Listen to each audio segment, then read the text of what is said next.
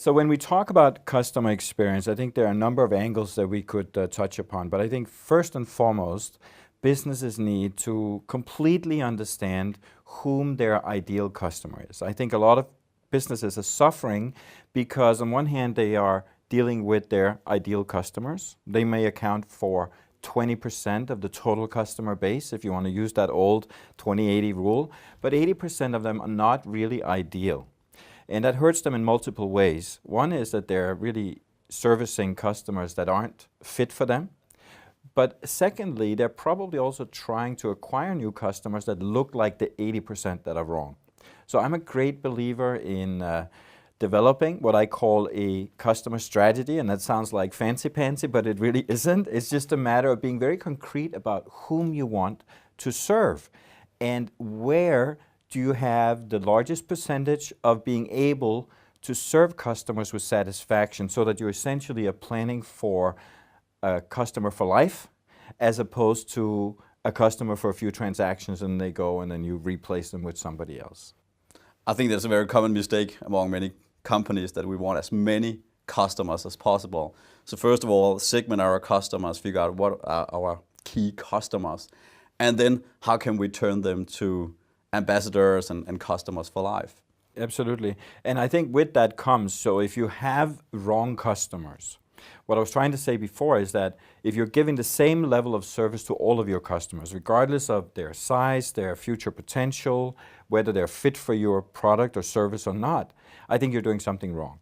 So actually we kind of have to fire some of our customers. Is that what you're saying? You know that I did that years and years ago, fired 600 customers, because they were taking up resources that then could otherwise not be allocated to the most profitable customers. And since those customers were not able to, in a short period of time, become profitable customers, right? So if they were transacting only, let's say, in today's value, maybe $3,000 and you have a low margin business, you can't really afford to give much service.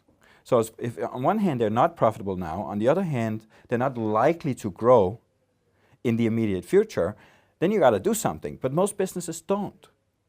Because as we spoke about before, all customers are alike. A customer is a customer, and then they focus on customers with higher revenue. That's their best customers.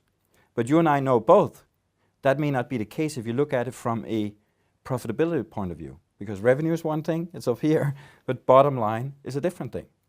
And some large customers, I think you know that from your business, I certainly do from mine, they require a lot of time, a lot of special service, and they think they're oh so important, and they are freaking important. But likely they're also paying less, right? Because of that volume. And in turn, they're not really as profitable as maybe somebody you consider a mid-size customer. It doesn't have the same level of revenue, but is not asking for the same special services, not asking for all of those discounts and so on. They may be much more profitable now, and maybe there's a great opportunity to grow the volume and grow the profitability if you can make them very happy with what you do. Very interesting.